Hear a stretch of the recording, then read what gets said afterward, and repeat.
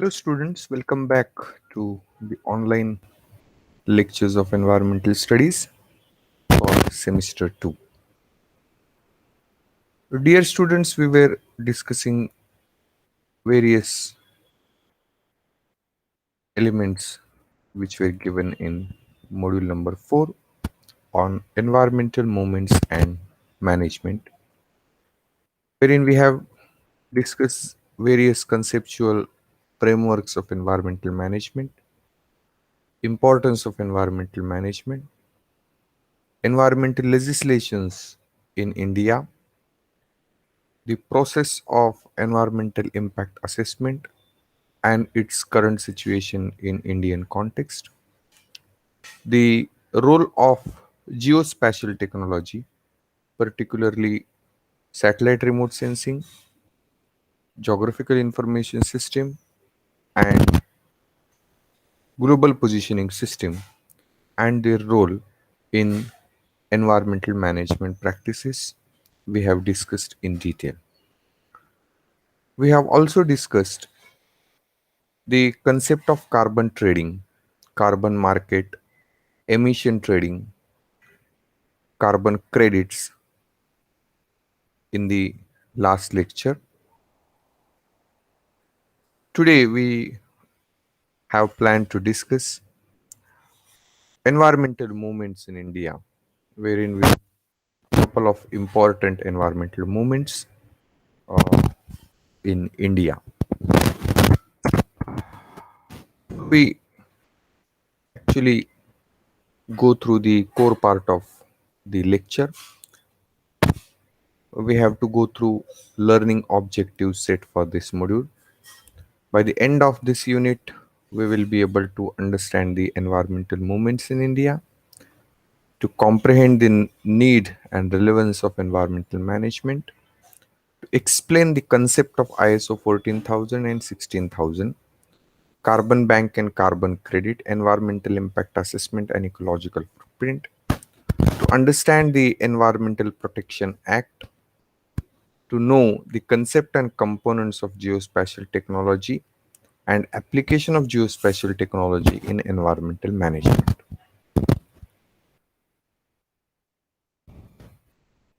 The environmental movement also plays significant role in protecting resources from further degradation. In India particularly, it has been the traditional way of worshipping natural resources like trees, water resources, sunlight, moon, and all other elements of nature. And therefore, the conservation practices and approach towards environmental conservation have been inculcated in Indian tradition since ages now. And therefore, the awareness about environmental protection in the society has been found since centuries in India, because Indian tradition is considered, or Indian culture is considered to be one of the richest cultures in the world. And therefore, conservation of natural resources and environment have been practiced by various communities and people in India traditionally. And therefore, movement for environmental protection has a long history. Education about the environment, particularly the cleanliness and hygiene, is important, and therefore we have to develop and we have to encourage the public participation in cleanliness drive and hygiene practices, particularly during the pandemic like COVID-19 pandemic, from which we are suffering a lot currently. The importance of cleanliness and hygiene is underlined. Sant Gadge Maharaj has tremendous efforts in order to make people aware or make masses aware about cleanliness and hygiene and its importance in human health and human welfare. And therefore, the health and hygiene or cleanliness is not only limited with the human health and human prosperity, but it is also very closely associated with protection of natural environment. And therefore all these great leaders who have who have made these particular environmental protection activities as a mission and as a movement wherein large number of people have been involved, and a huge amount of resources also been found from various local organizations. One of the very primitive society or community called Bishnoi community from Rajasthan have said to lived a very eco-friendly lifestyle. Now, ecologically friendly lifestyle nowadays is considered to be the most powerful and important movement for environmental protection, because most of the environmental problems which we are facing today are associated with non-eco-friendly lifestyle. That is the reason why the Bishnoi committee or Bishnoi community has gained this. As I told you, is one of the most ancient civilizations like Chinese civilization, Egyptian civilization, Babylonian civilization, and Indus civilization. So Indian civilization is one of the ancient civilizations in the world. Since inception of Indian civilization, it has developed the environmentally friendly culture with the scientific rationale since its inception. And therefore, the environmental protection or eco-friendly lifestyle has been seeded in the Indian culture itself. So it is not very difficult for India or Indian community to protect environment or to develop the awareness among the people towards environmental protection. And therefore the culture, which is environmentally friendly culture, which has been developed since ages now in India, has resulted in healthy relationship between people and their natural surrounding or physical environment. And this has been practiced since ancient times, and therefore uh, India is considered to be one of the richest culture wherein the environmental protection is being prioritized more frequently. And therefore these strong ties between society and environment, particularly in Indian context, from time to time has given rise to the environmental movements.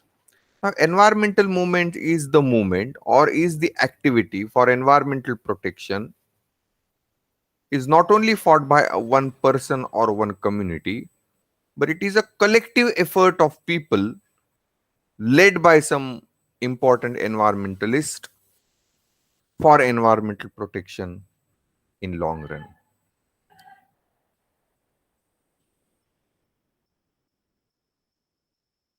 There are various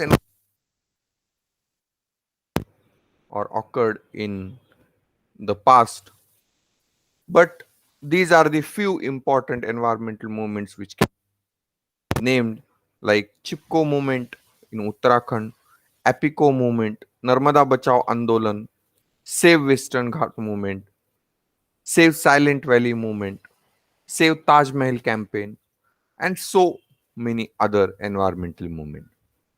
We are going to the case studies of CHIPKO movement and Save Western Ghat movement in this lecture. CHIP first environmental movement been started in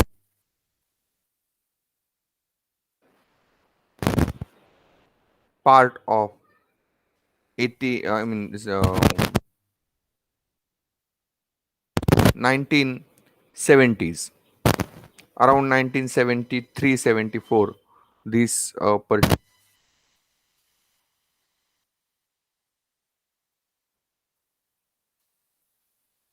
personalities who have led this movement is Sundarlal Bahuguna. You can see here, he passed away recently, is one of the leading personalities in CHIPKO movement that was fought in Uttarakhand in 1970s.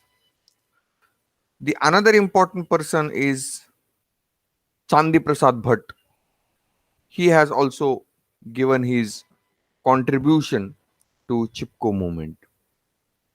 And another name called Gaura Devi, who is not an environmentalist by profession, but is a tribal lady, tribal woman, who all the tribal community together to fight against the company who is willing to fell the trees. And therefore Gaura Devi has a great, I mean, the credit goes to Gaura Devi a lot, besides the Chandi Prasad Bhatt and Sundarlal Bahuguna in this particular movement. This is primarily a forest conservation, and therefore CHIPKO deforestation movement, but all the environmental movements, especially CHIPKO movement, all the environmental movements in India have followed the principles of non-violence, or the with following the non-violence in India. May it be a CHIPKO movement, may it be Narmada Bachao Andolan, or Save Silent Valley movement, or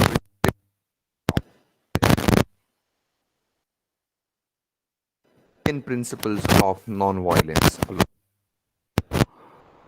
This particular movement, ecological movement in India, have inspired so many groups of people to fight against the rapid deforestation of the nature. This particular movement have also turbulated and stirred the entire civil society of India to address the issues of tribal people. It is also seen as ecofeminism movement because women for the first time came forward and actively participated in environmental movement. That is the reason why this particular movement is also called as ecofeminism movement. And therefore this movement that occurred in 1970s somewhere has the attention, or have grabbed the attention of all the political parties and all the political leaders in India, also the international organization. Taking into consideration the importance of this movement, It was awarded with Right Livelihood Award in 1987. CHIPKO movement was started in 1970, aimed in northern Himalayan segment, particularly in Uttarakhand, Chamoli district, Devprayag Tehsil, and Raini village. It has started, and then it spread in the entire Uttarakhand later on. The word chip refers to stick or to hug or to embrace. The kind of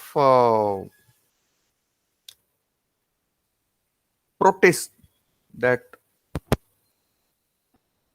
did by the tribal communities during this particular movement was to just embrace the trees and hug the trees and save it from getting felled from the persons.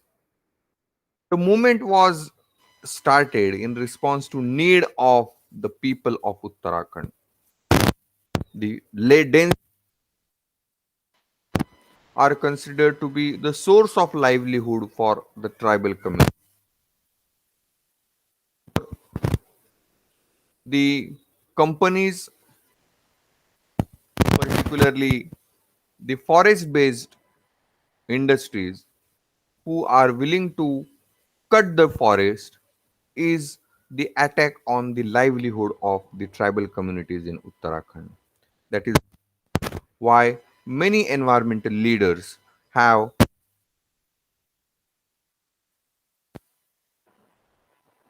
activities in different villages of Uttarakhand. The main objective of this movement was to ensure ecological balance and also to ensure the livelihood of tribal communities living in the harsh conditions of uh, Himalayan regions. CHIPKO movement was, I told you, that was following the principles of non-violence, and it has carried out all over India in later part, and many people have participated in different protests for forest conservation across the nation. But the CHIPKO movement has its own history because the first CHIPKO movement or first protest of such kind have originated way back in 18th century in Rajasthan, wherein Bishnoi community lived around the forest protested against the king wishes to cut down the forest trees. Women and men hugged the trees to prevent king's men from felling down the trees.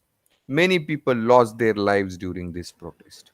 And therefore, the foundation of CHIPKO movement that took place in Uttarakhand was built way back in 18th century by Bishnoi community of Rajasthan, who have, many people have lost their lives during these uh, protest, and this was the same kind of protest which we could which has been uh, mentioned in Uttarakhand case.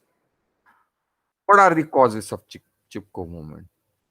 The large scale deforestation has led to a lot of hardship to the common people because cutting the trees will of livelihood of those people. Also, cutting the trees will lose the surface soil and will lead to siltation in the river and also flooding a lot. Then it also the various problems also arose due to inefficient policies of the government, lack of environmental ecological awareness in the society.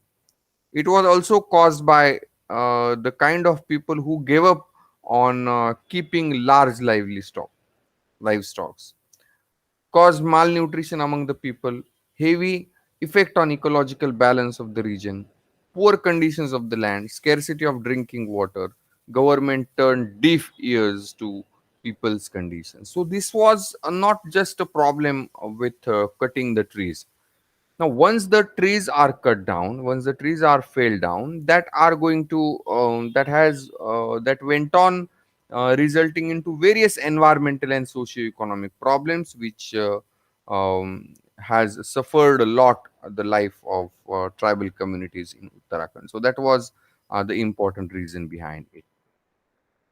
Now, under the leadership of Chandi Prasad Bhatt, who was the leader Gram Swaraj, the DGSS, a local workshop to build farm tools from forest resources.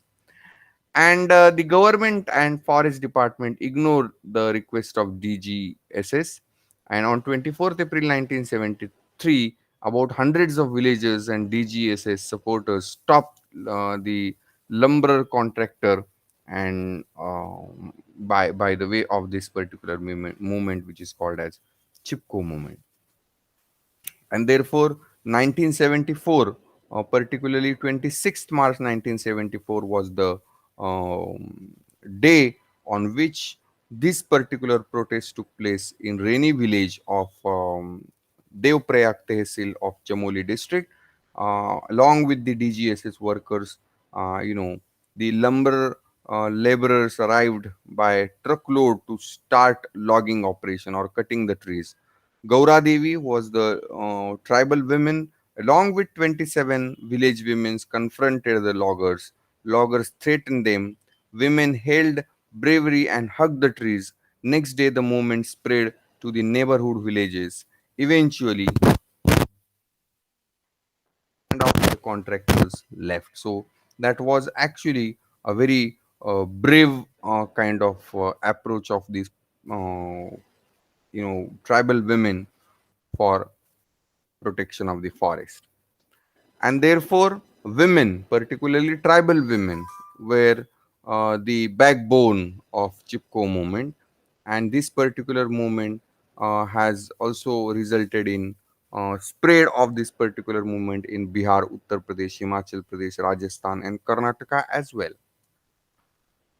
This is the Sundarlal Bahuguna, a famous environmentalist who passed away a few days back, has enlightened the entire country and the world about this particular movement. And it has its own environmental impact in the entire country. And that is the reason why he has been awarded with Padma Bhushan Award, a prestigious award of India, for his solid contribution to this particular movement. Now, it is a question in our mind, why women, the reason that women supported the CHIPKO movement. The message of CHIPKO workers made direct appeal to the rural women. For rural women, saving the environment was a crucial to their economic survival. Because the primary food, fuel, and water gatherers are women, and therefore women had to strong interest in reserving the forest and desertification and water pollution.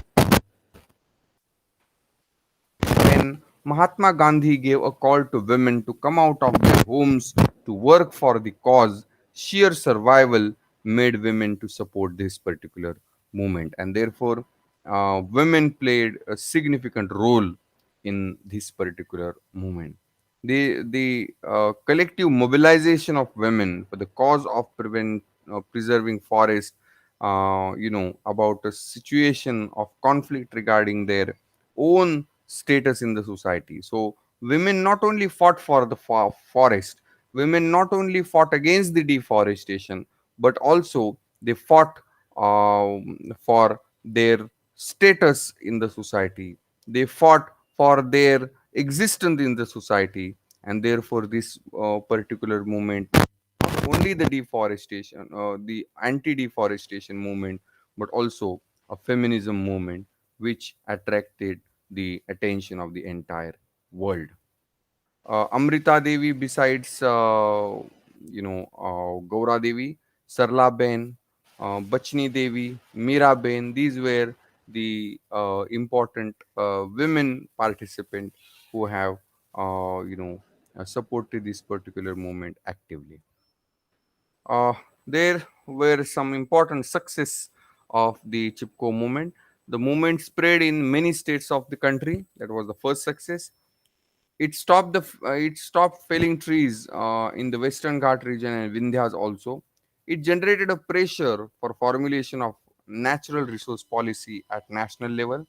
It has achieved a major victory in 1980s, wherein 15 years ban was imposed on green felling, in Himalayan forest. That was a big. More than 1 lakh trees have been saved from the excavation, and it has also started protecting forest slopes and restoring bare zones of the Uttarakhand region. So, it was a very important achievement of CHIPKO movement. The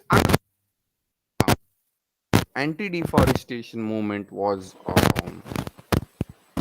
held, and also which was held for conservation of uh, biodiversity, is in the Western Ghat region of India, and that movement is clearly known as Save Western Ghat movement.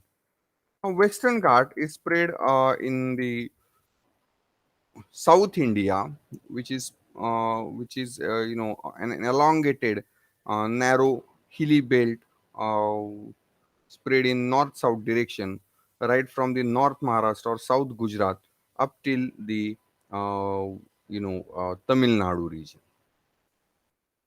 Western Ghat has the extension, north-south extensions for about 1500 to 1600 kilometers, with the average elevation of 600 meters. Somewhere the elevation is more than 2000 meters as well. Six states: Gujarat, Maharashtra, Goa, Karnataka, Kerala, and Tamil Nadu, from which the Western Ghat is, spread across these particular states. It is home for 50 million people in India. It is a source of water in entire peninsula in India, because it is an important water divide, and it is an important source from where western flowing and eastern flowing rivers originated.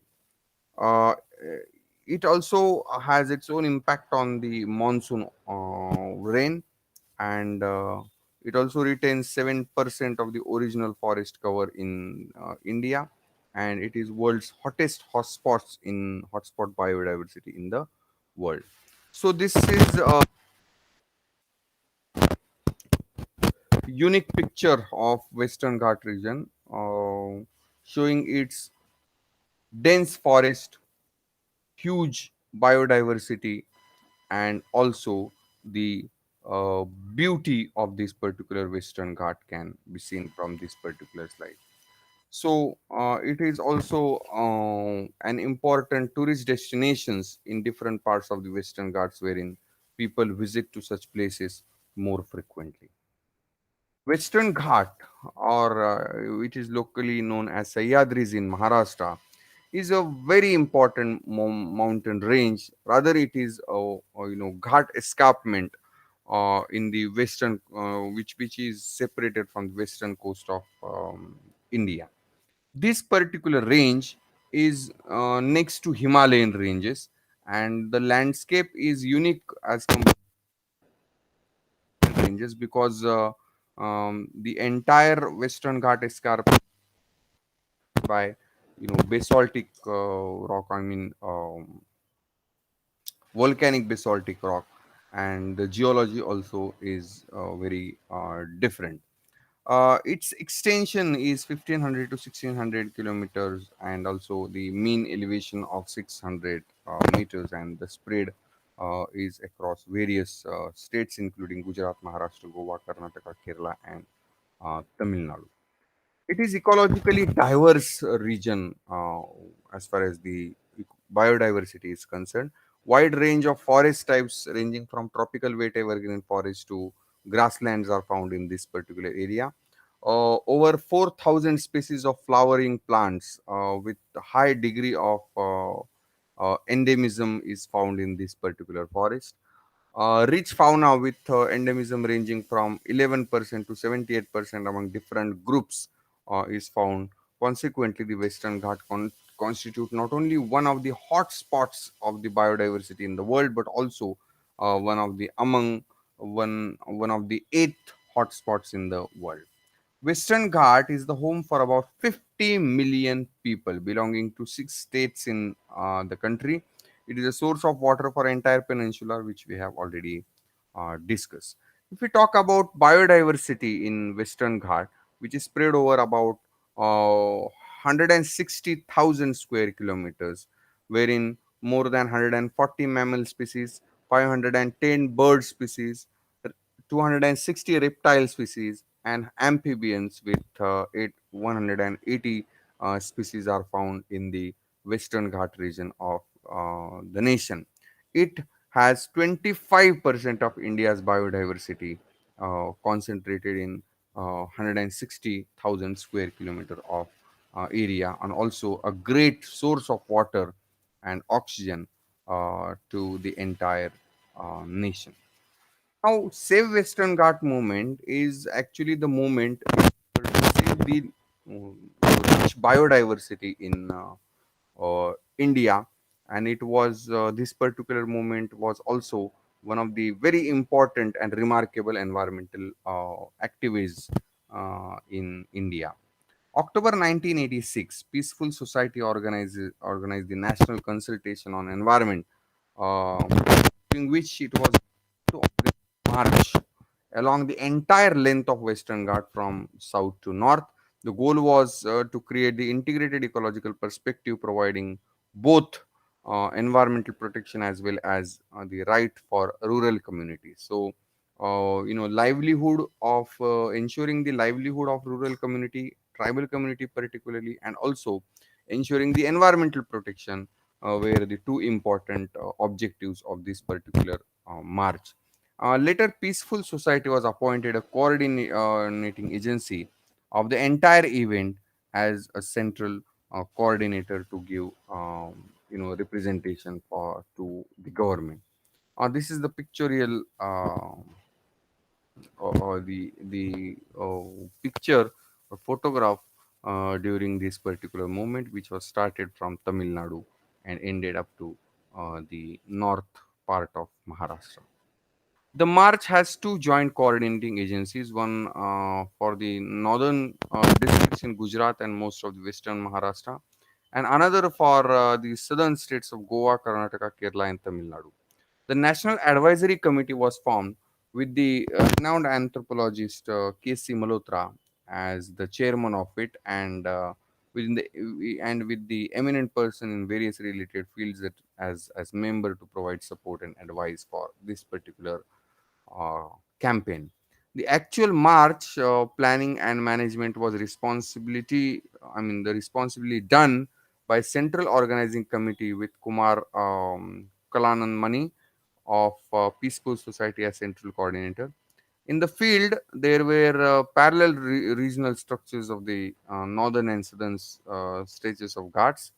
All the committees were very active, shared responsibility with greater effectiveness.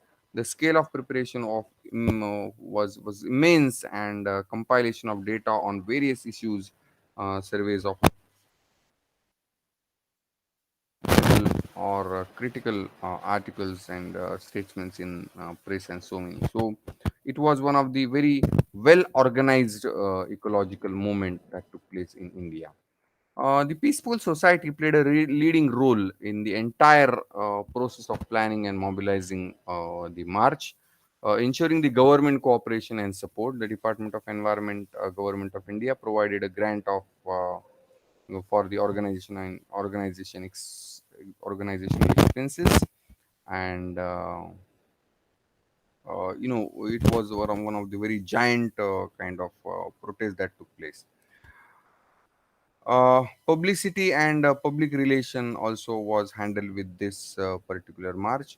Uh, Many universities and academic organizations and intellectuals and influential persons have also played their role in this particular movement. There were so many people involved from different backgrounds to this particular movement. The march took place from November 1987 to February, 1988, particularly. The march was of 100 days, out of which 95 days was actual travel along the entire length of the Western Ghat region, and 5 days was the conference that took place in Goa. The march was in two teams. One started from Nawapur in the north, and the another movement started from Kanyakumari to the south. And both the march met in Goa for 5 days conference. More than 160 organizations have given representations in this particular march. There were over 600 meetings conducted in various parts of the country during this march, of which the Bandora had a 2 days conference on say Western Ghat region. The entire group of over 700 marchers then marched to Goa, and huge amount of participation of people were there. The government of India had to form the committee under the leadership of Madhavrao Gadgil, who has submitted his report later on, and has declared Western Ghat region as an important biological hotspot, and that has many efforts have been made in order to control the deforestation, and in order to preserve the biodiversity in the Western Ghat region of India. So that was the achievement of Western Ghat movement in India. So these are the couple of moments we have discussed as case studies. Uh, Here we have done with all four modules, uh, theory modules of environmental studies syllabus for semester 2. I hope you all have enjoyed these lectures and have understood the deliberations in detail. Thank you very much, dear students, for patient listening, and all the best for your future endeavors and examinations ahead. Thank you very much. Have a nice time.